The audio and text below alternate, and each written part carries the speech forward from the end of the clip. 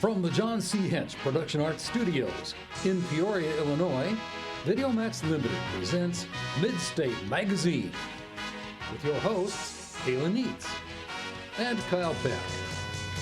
The news with Aaron Morden and Danielle Heimski, featuring your Midstate reporting team. Sports with Katrina Baumgartner. Get Real with Nikki Garabrandt. Stephanie Robbins is on the beat. State of the Arts with Brooke James. Rebecca Williams is in the spotlight. Anna Tassie takes us about town. And About Crew with Noel Method. And now, from America's friendliest city, Midstate Magazine. Take it away, kids. Good evening and welcome to Midstate Magazine. I'm your host, Kyle Peck. And I'm Kayla Neitz. Thank you for joining us. Now, Kyle, you're from California. Why don't you tell us a little bit about, you said something's going on there right now. Yeah, California finally got a day of a rainstorm, basically all around. And that's kind of been long awaited, right? It's been long awaited. This has almost been the fourth year where they've had a drought, like for centuries in California. Wow. And some hated it, most liked it. But the best part of it was that the Yosemite National Park's water reserves have been filled up because of the rainstorm. So okay, that's good. Nice. Okay, yeah. And do you know, do they put any restrictions on people for like watering their gardens? They do that for everybody, but the problem is that not everybody follows it. Gotcha. And it just keeps growing in drought time. Okay, I see. Well, I heard something about a lake actually recently in Australia where they found a great white shark in it. These men were fishing and they found a great white shark in a lake. What? Yeah. And that obviously makes me never want to swim in the lake again, because how is it getting in there? I don't know. But I was just going to ask about that. How did a great white shark manage to get into a lake? I don't know, but they said it was about 8 feet long, and it could grow up That's to huge. I know. That's what I'm saying. I'm swearing off lakes forever.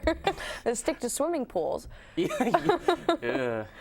But now we've got some other interesting news coming up with Danielle. Let's check out with the news team. Good evening.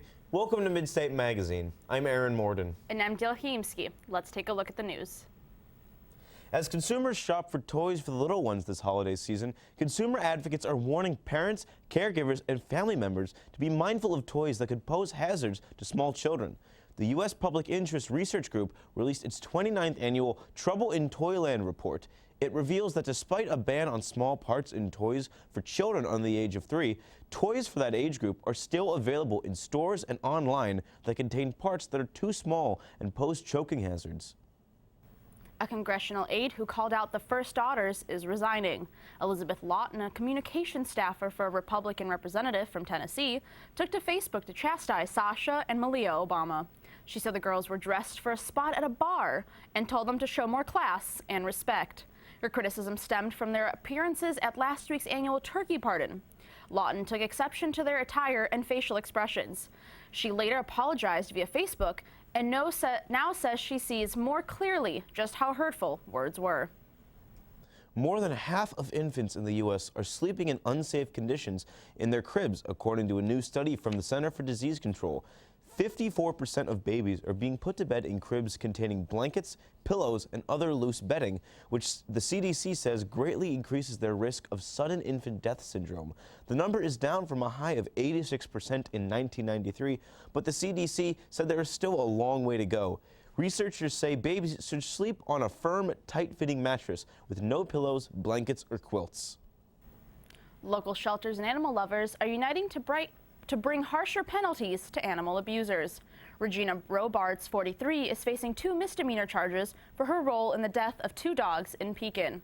If she's convicted, the maximum penalty would be a year in jail for each charge, along with a fine. But a local advocate say that's not enough. Robards' landlord, Loretta Rochim, has experienced the horror of finding 2 dogs decayed to the floor of her rental house. While she's always been an animal lover, seeing something so gruesome is making her take action. To sign the petition, visit her website at yousignanimals.org. Robards is out on bond and was arraigned in court this morning. It is now clear that Democrat Michael Farrick has won the race for Illinois treasurer. The State Board of Elections has certified the results from last month's election and declared Farrick the winner by just more than 9,200 votes over Republican Tom Cross. It was the 3rd closest statewide race over the last century. The Farrick campaign attributes the victory to independents in central Illinois, who usually vote Republican but went Democrat this time. Natural disasters have caused more construction in central Illinois. Nikki Garibrandt has more on that in Washington. On November 17th, an EF4 tornado tore through the town of Washington, Illinois, and afterwards, this house was barely left standing. But that didn't stop homeowner Carrie Cronky or the rest of the Washington community from overcoming this disaster and rebuilding their hometown. We just knew that we were going to rebuild, and in fact, in the area that we live, everybody's rebuilding. We never considered not rebuilding, and I think that's a really cool thing about Washington. It's very much of a community. Even though Carrie's house wasn't completely destroyed, there was enough damage done to make it too unsafe to live in, so it had to be torn down and is now being rebuilt. We went upstairs and we still had walls and ceiling, and every window in our house blew, and so there was glass everywhere. Our garage door was shut and there was a wall there, but both those things were gone. And so we could look across the street and our neighbor's house was gone and everything down the street was gone. I think everybody's just excited to rebuild, and in Washington we really know our neighbors, and everybody, you know, they're helping out, and there's lots of organizations that have done things. Restaurants have donated food, and so it's really drawn Washington together as a community. It's really been amazing. I can't imagine living anywhere else in central Illinois besides Washington. In Washington, for Midstate Magazine, I'm Nikki Garibrandt. Thanks, Nikki. Now let's go to Katrina for sports. Thanks, Danielle. Darren Maloney will be inducted into the Peoria Rivermen's Hall of Fame. Maloney will be introduced as the newest member of the Hall on December 27th against Columbus. The 42-year-old played 350 games for the Rivermen in 5 seasons. He was the captain for all of those seasons. Maloney played a total of 48 playoff games for the Rivermen and scored a total of 37 goals and had 124 assists. The athlete also had an all-star season in '98 when he scored 10 goals and had 27 assists in 69 games. He will be most remembered for his hard work and dedication to the game. The Illinois State Redbirds are going to the football championship subdivision playoffs. The Redbirds are going in as the 5th seed out of 24 teams. The ISU team went 10-1 this season and set a school record with the wins. As the 5th seed, the Redbirds will have a bye for the first round of the playoffs. Illinois State will play the winner between Northern Iowa and Stephen F. Austin. The Missouri Valley Conference is going to have a very good showing in the playoffs. The MVC is sending in 5 schools to the playoffs. Besides the Illinois State, other NVC teams include Northern Iowa, Indiana State, South Dakota State and perennial powerhouse, and North Dakota State. North Dakota State is hoping to repeat as champions for the 4th straight season. Kansas City Chiefs starting safety Eric Berry has been placed on the non-football illness list. He has been placed on the list with what team officials believe is lymphoma. When the Chiefs lost to the Oakland Raiders on Thursday, Berry complained about chest pains late in the game. He then went through an X-ray, MRI, and blood tests for team officials to decide he has lymphoma. Berry will continue tests at Emory University Hospital in Atlanta. An MRI revealed the mass in his chest on Friday. Berry addressed his teammates before leaving to go to Atlanta and released a statement through the Chiefs organization. In the statement, Berry thanked his teammates and fans for their support. Berry also vowed to be back in the NFL. That's all for sports. Back to you, Danielle. Thanks, Katrina. While most shoppers across the country took advantage of Black Friday deals, some Colorado residents celebrated Green Friday. Businesses opened early Friday for the state's first official shopping day after recreational marijuana was legalized in January. Retailers like Denver's Grass Station and Medicine Man stores offered $1 pre-roll joints and 80% off early bird specials. In addition to rock-bottom prices on marijuana, stores offered discounts on pot-infused foods known as edibles. That's a very interesting way to get the holiday season started, I must say. Yeah, that's one way to be cheerful. Well, that wraps up news for the week. I'm Katrina Baumgartner. I'm Aaron Morden. And I'm Jill Hayimski. Have a great night, and be sure to join us next week. Thank you, news team. I'm so glad they covered a little bit about the Washington and the recovery since last year's tornado, because it's always really amazing to me just to see, you know, even in the face of tragedy, the community will come together and kind of unite after such a horrible, horrific thing happens like that. Yeah, it's nice to see that happening. Yeah, absolutely. But of course, this time of year always brings the nasty flu, which brings a little bit of controversy about the flu shot. Do you get it? Do you not get it? I'm curious, what do you think? Do you usually get the flu shot? I mean, at least like once every 2 years, but it's usually not a problem for me. So do you not typically get it, or you just? I just don't typically get the flu. But, I gotcha. yeah. Okay. Yeah, I don't know. I've always been a little bit iffy about it because I've been nervous about the fact that if you do get the flu shot, you could still get the flu. I'm just like, I mean, I don't know. But let's see who we've interviewed for About Crew. Hi, Tim Fluga here with About Crew. I'm replacing Noel this weekend. For our last About Crew, we're going to go not into the studio, which is usually the room that you see at Midstate, but instead we're going into Master Control, which is the true heart and innards of Midstate Magazine. I basically handle all the electronics for the Midstate Magazine show. During news shows, when they go to packages where reporters are on the field, that's my job to get those videos ready to be on air. And I basically prep the show. Along with learning how to prep a show, Ian has also learned something very important. You work with a lot of people and you learn teamwork, because a whole television show, you need to work as a team to get everything done. And by working together, they create something that only a member of Midstate can describe. What I look forward to when we come shooting for Midstate is just seeing the show progress. I love seeing those little pieces that we film throughout the week just start clicking together. And next thing you know, we have a half-hour show that we put on the air. With About Crew, I'm Tim Fluga.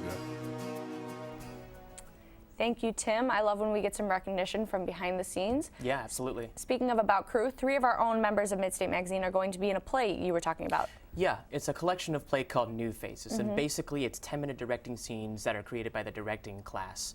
And it's going to be on Friday night and Saturday night at 8 p.m. It's $5. It's going to be in the Hartman Center, the theater building, but not on the main stage. It's going to be on the second floor black box. Okay, cool. And who of our Midstate members are going to be involved in that? There's Noel Mefford, Anna Tassi, and Ellen Rhodes. And yourself, correct? And myself. Well, I'm directing one of them. Oh, you are? Yes. Okay. Very cool. It's basically it's a play called Waiting for the Matinee, and basically it's about these 2 women, Noel and Anna, who are my actors, are going to be these people who are just waiting for a matinee show to open, and they're just basically waiting. Very cool. I'm excited to go and see that.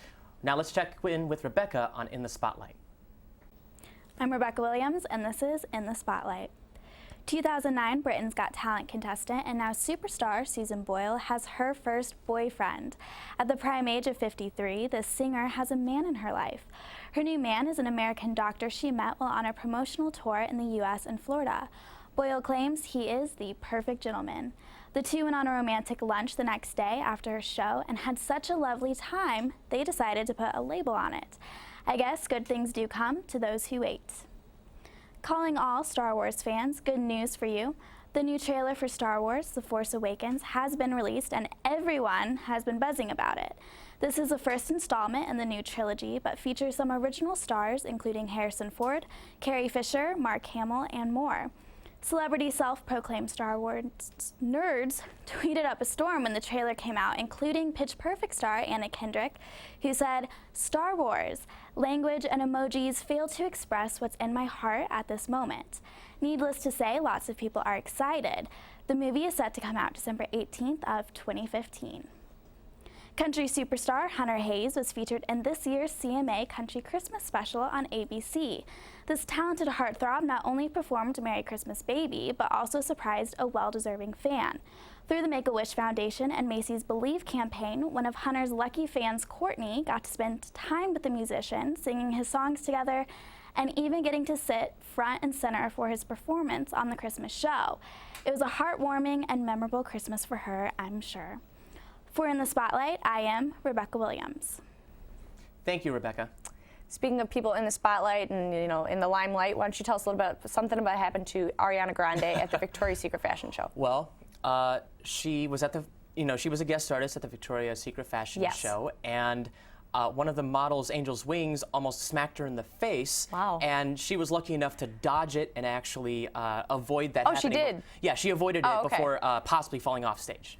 Oh wow! So those Yeah. must be some pretty industrial wings if it's actually hard enough to. It's some pretty big wings. Yeah. Wow, that's kind of scary. That Yeah. could have really hurt her head. Yeah, I'd rather not have that happen to me. Right, Too, but if I were in her shoes. Someone else that was actually performing was Taylor Swift, and I believe she was nominated for the next year's February 8th Grammy Awards. Really? Yeah, her and Iggy Azalea, a bunch of other people too. That's awesome. But this time of year always brings some really delicious food. So let's see what Tim cooked up for us in Let's Eat. Tim Fluga here with Midstate Magazine. This week, we're in campus down in front of the field house, and well, that should explain just about everything. So, I'm hungry, you're hungry, let's eat. The field house is a bar and grill, and like many bars, there are tons of things hung up on the walls. The field house likes to focus on sports though, and more specifically, Bradley sports. A large amount of school pride goes into the field house, as you can easily see from all the artwork and jerseys. Next you see the bar, which is full of wonderful things for the older variety. Since I was on the clock, this reporter wasn't able to enjoy the fare, but next time I come, I will more than make up for it when the cameras are off. Finally, we get to the menu, and I don't know about you, but I love bar food, and what's better than a classic cheeseburger with the works? Well, anything with bacon, that's what. So I got bacon cheese fries as well. The meal was good, as you can see from all these clips of me engulfing fry after fry. Anyways, I would suggest you come out to the field house. For Let's Eat, I'm Tim Fluga. Thanks, Tim. Well, that just shows you don't have to go too far to find something delicious to eat, right? Absolutely, yeah. But if you do want to go a little bit farther, I just read a story about a family of 3 who the mom found a way to travel to from Paris to the Bahamas, over 100,000 miles of travel, airplane miles, and she's taken 19 different vacations virtually for free. For free? Yeah, and basically what she does is she's got the credit card, which will rack up points every time she uses it, but instead of just using it every time she flies, she goes on the airline's website, and every airline has a portal where you can click on either Nordstrom's or Target, and if you buy it through their portal, you'll get points every single time you make a purchase. You could buy your groceries on there. Really? Yeah. So she has taken 19 different vacations for a family of 3, almost for free. That's incredible. I want to do that. I want the card, exactly. Yeah. Let's check out the latest with music with Stephanie on The Beat. Hi, I'm Stephanie Robbins with On the Beat. It takes a special kind of music to go on screen with the courageous Katniss Everdeen, but the soundtrack for Hunger Games Mockingjay Part 1 is up to par. The album features 14 tracks, mainly consisting of electronic beats. The songs on the soundtrack are produced by a variety of artists, such as Charlie XCX, Tove Lo, The Chemical Brothers, Lorde, and more. Lorde actually has 3 tracks on the album herself, which include Flicker, Yellow Flicker Beat, and Ladder Song. Her unique sound fits in well with the thematic elements of the Hunger Games. Jennifer Lawrence even joked that Katniss would be a huge Lorde fan. The soundtrack also includes a song featuring hip-hop artist Ariana Grande. This song, All My Love, has a more upbeat rhythm than most of the songs on the album, but still mixes in very well. The album is in the top 10 on the Billboard charts for soundtracks and in the top 20 out of all the albums on the charts. All the songs on the album reflect an overall theme of gaining hope while overcoming a difficult past. This theme is very relatable to the character of Katniss, which makes it a very unforgettable soundtrack. For On the Beat, I'm Stephanie Robbins. Thanks, Stephanie. Now, Kyle, have you seen Mockingjay? I have. And did you like it? Oh, I enjoyed it a lot. Okay, because I've heard a lot of mixed reviews about it. How it was kind of boring, how it seemed like a really long trailer. I don't know. For me, it's more of the subtle moments that make it more important than all the actions and explosions. Because we see that a lot. I like the tension and the anticipation and the buildup of that. I see, and that was one of the biggest complaints. You know, there's not enough action in the movie, but it was a part 1, so they are trying to build it up for part 2. Mm-hmm. Yeah. So I was kind of impressed with the movie. But another movie that's really big right now is Interstellar. Have you heard of that one? I have, but I have not watched that one yet. I want to. I'm going to warn you. I won't ruin anything. I promise. But it is 3 hours long. And it is a good movie. Matthew McConaughey is the lead. Yeah. Matthew McConaughey is fabulous. But it's a very long movie, and I don't know if you want to sit through that the entire time. Christopher Nolan's the director for it. He makes his movies really long. Right. Well, let's go to Brooke and see who our special guest is on State of the Arts. Hello, and welcome to State of the Arts. I'm your host, Brooke Janes. Today, we're excited to welcome the Hilltop String Quartet.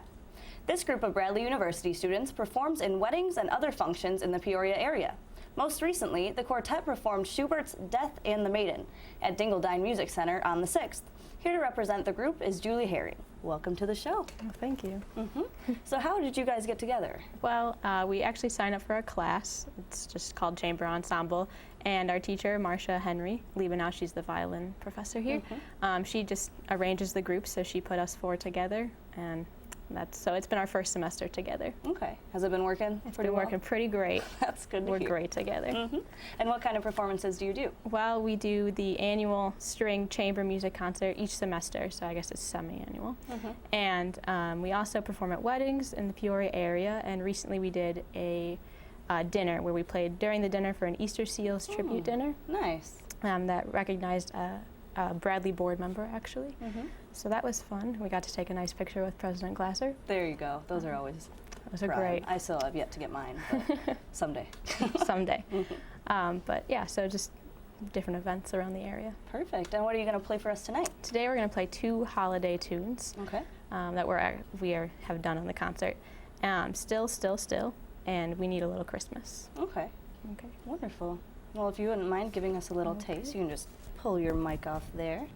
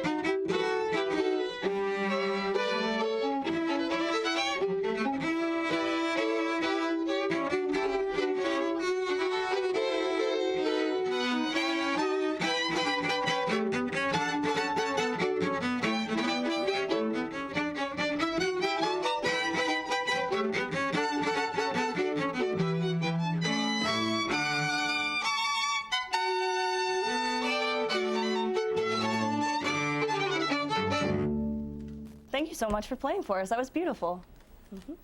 That's all we have for this week. Join us next week to see more talent from the Peoria area. For State of the Arts, I'm Brooke Janes.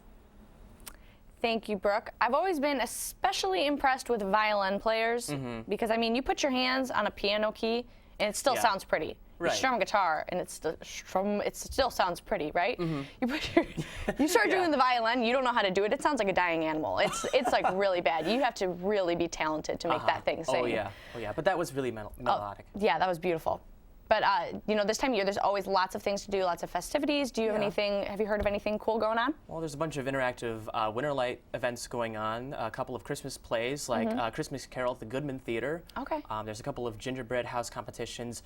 The most interesting one that I hear is there's a Frozen camp going on for little girls and boys from like 3 to 11. Really? Yes. Okay. Basically, it's like a 2-week process where like 3 to 7 and 8 to 11. It's just 1 week chunks where it's all Frozen. Wow. It's all the Frozen movie and everything Frozen related.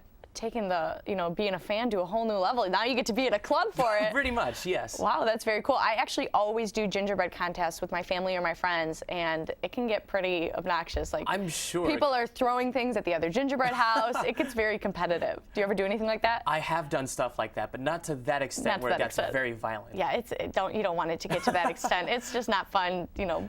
Blood is shed. It's a nasty thing. No. But one thing that I would want to do is to ice skate. I haven't ice skated in over 13 years. You're kidding? Oh, I love ice skating. No, the first time that I ice skated was when I was 8, and I just didn't like it. Do you ever rollerblade? Oh, I roller skate quite a lot. Okay, it's a little bit similar. You know, your ankle isn't quite as sturdy. Right. So I feel like you're at higher risk of hurting your ankle when you ice skate just because the blade is so thin. But I feel like it's kind of the same motion. Okay. Maybe you'll have to try that out this winter, huh? I shall. Well, that's all from Midstate Magazine for this week. I'm your host, Kyle Peck. And I'm Kayla Neitz. Thanks so much for joining us. We'll see you next week.